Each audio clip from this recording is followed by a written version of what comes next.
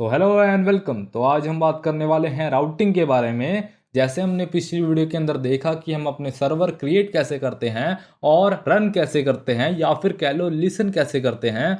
तो आज हम बात करेंगे राउटिंग के बारे में। एक्चुअली राउटिंग का मतलब ये होता है कि एक तरह से कि अगर हमारे यूआरएल में कुछ चेंज आ रहा है तो उस चेंज के साथ सर्वर को कैसे पता चल रहा है कि उसको कौन सी रिक्वेस्ट सेंड करनी है। जैसे मान लो कि मेरे पास ये सर्वर दिया हुआ है और इसके बाद मेरे पास आ जाए \होम और ये यहाँ पे कुछ नहीं हो रहा है। एक्चुअली राउटिंग का यूज़ हम उसमें भी करते हैं कि हमें अगर मल्टीपल वेब पेजेस को लिंक करना है, जैसे कि मेरे पास काफ़ी सारे पेजेस है। एक मेरे पास होम पेज है और दूसरा मेरे पास है मेन्यू और तीसरा मेरे पास है कार्ट। एक्चुअली इन तीनों पे मुझे अलग अलग जो रिक्वेस्ट है वो सेंड करनी है, बट हमारे पास इस टाइम पे कोई भी राउटिंग नहीं है। तो चलिए हम एक सिंपल सी राउटिंग को इम्प्लीमेंट कर लेते हैं। हम यूज़ करेंगे इफ़ एंड एल्स स्टेटमेंट का। तो इफ़ एंड एल्स से भी पहले हमें एक मॉड्यूल को इंपोर्ट करना पड़ेगा जिसका नाम है यूआरएल। एक्चुअली हम इसे इंपोर्ट इसलिए करेंगे क्योंकि हमें यूआरएल को रीड भी तो करना है, तो ये हमें यूआरएल को रीड करने में हेल्प करेगा। तो जैसे मैंने कर दूँ रिक्वायर कर लिया है मैंने const URL equal to require या फिर यूआरएल हमने ये रिक्वायर कर लिया है। और उसके बाद हम से चेक भी कर देते हैं, जैसे मैं console dot request dot URL. तो ये हमें एक यूआरएल प्रोवाइड कर देगा। जैसे मैंने रिफ्रेश किया, ये मेरे पास आ गया। जो मेरे पास यहाँ पे लोकल होस्ट 3000 था, या फिर हम 127.0.0.1 भी बोल सकते हैं। इसे हम लोकल होस्ट बोलते हैं, उसकी जगह मैं लोकल होस्ट 3000 भी लिख सकता हूँ। तो उसके बाद हमारे पास ये जो यूआरएल है ये हमारे पास नीचे console.log हो गया है, मतलब रिक्वेस्ट डॉट यूआरएल की वैल्यू है वो हमारे पास है \cart।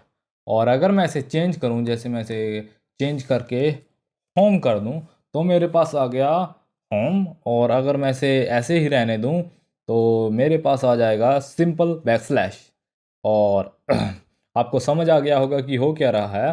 बट अब मैं इसे const path name equal to request dot URL, तो मैंने इसे एक वेरिएबल के अंदर स्टोर कर लिया है, या फिर कह लो एक कांस्टेंट के अंदर स्टोर कर लिया है। और उसके बाद मैं इफ़ का यूज़ करूँगा। If path name equal to और path name equal to home. Actually मैंने होम और \, को एक ही रखा है क्योंकि बाकी सारी वेबसाइट में भी यही होता है। और मैं रिक्वेस्ट डॉट एंड को इसके अंदर कर दूं और उसके बाद मैं करूं कि दिस इज़ होम पेज। तो अब उसके बाद मैं एल्स इफ का यूज़ करूंगा। एल्स इफ path path name equal to क्या था वो, होम मेन्यू। मेन्यू का यूज़ करते हैं तो हम करेंगे response dot end this is a menu.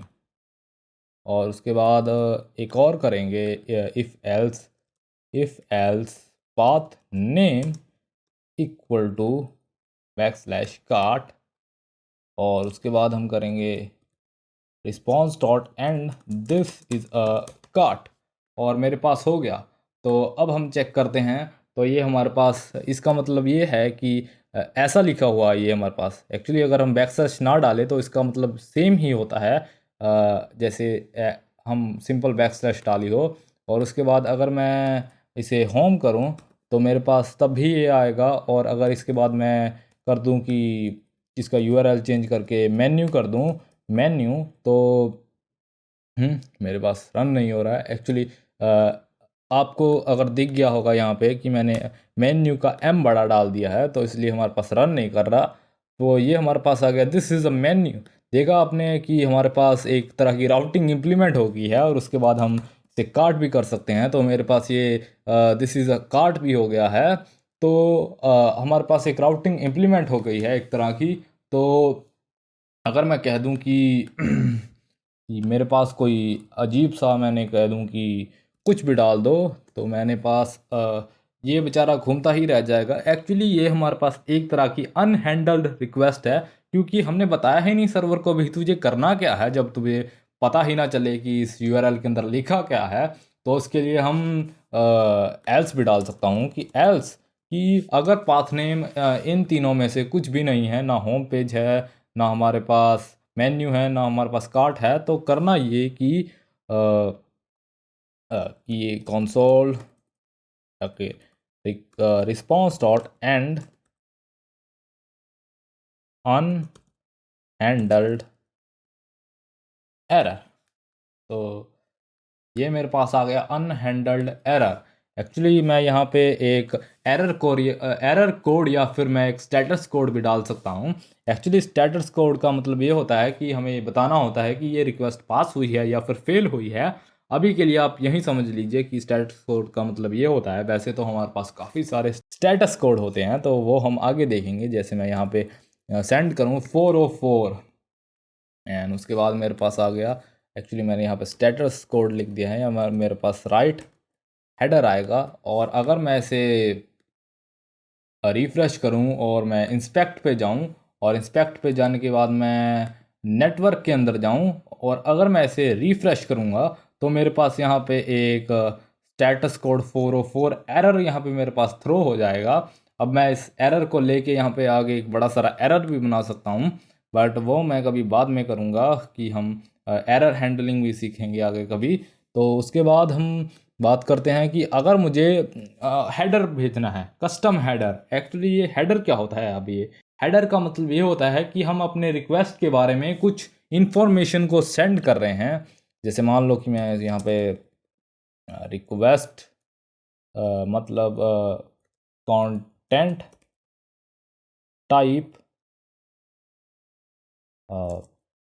Content type मैंने कर दिया टेक्स्ट एंड HTML।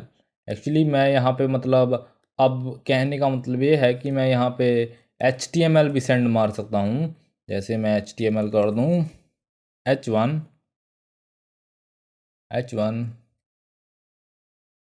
404 एरर। यहाँ पे देखो, ये हमारे पास मैं यहाँ पे HTML भी अब सेंड कर सकता हूँ, क्योंकि ये मैंने कंटेंट के बारे में इंफॉर्मेशन दे दी है कि ये हमारे पास जो कंटेंट है ये हमारे पास HTML है। और मैं अपना भी कुछ हेडर बना सकता हूँ, माई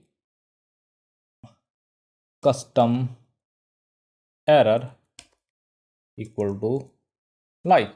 और ये हमारे पास कुछ भी मैं अपनी तरफ से कुछ भी बना सकता हूँ। मैं तो अपना ही एक कस्टम एरर बना दिया है।